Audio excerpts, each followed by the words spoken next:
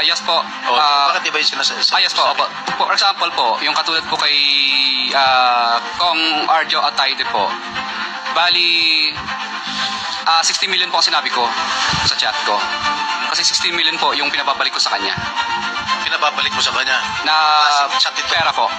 Na pera po. Na binigay mo kay Congressman Atayde, ganun ba? At sa tatay po niya. Sa tatay? Opo. Well, hindi. Okay. Doon sa mga ibang tinext mo, kaya nyo ba, katulad ni Congressman Atayde, tumulong ba? Binalik ba? Hindi po, nakiusap po na yung tenor ng text mo, doon sa mga yung pinabasa sa akin, hindi yun ang tenor mo eh. Ang tenor ng text mo, humihiram ka ng pera dahil wala ka na raw ka pera-pera, na-freeze na raw yung pera sa bangko, at kailangan mo ng pambayad ng abogado. Correct?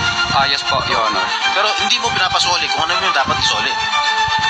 Hindi po, bali utang po ang dating ng tema ng dating ko, pero pinasasauli ko po yung mga kinuha nila sa akin. To read the text that you forwarded to one of the officials of the DPWH? Yes po, sige po. Gusto mo? Yes po, lahat po. Tinext ko sila lahat, napakarami po nila. Opo, napakarami po nila.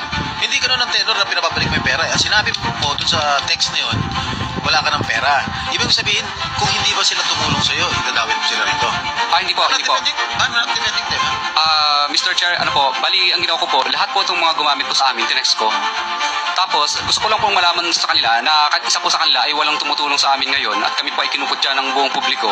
Kaya tinesting ko lang po sila kung maaasahan po ba sila. Dahil nung panahon po na ginagamit nila kami, patuloy po kaming bigay ng bigay po sa kanila. So, mapapansin niyo po, kahit isang reply, nagtataguan lahat, hindi nila kami pinilikan. Hindi naman po namin talaga kailangan sa kanila. May pera pa naman po kami. Pero tinasting ko po sila, sabi ko ganito pala itong mga manggagamit na to. Nakakasama ng loob. Mabuti pa, dito mas mabuti pa na pangalanan ko na lang sila. Dahil una, ginamit nila kami pero sa panahon nung kami naman ang nangailangan, talaga namang pinabayaan po talaga nila kami o hindi sila malalapitan. At ito na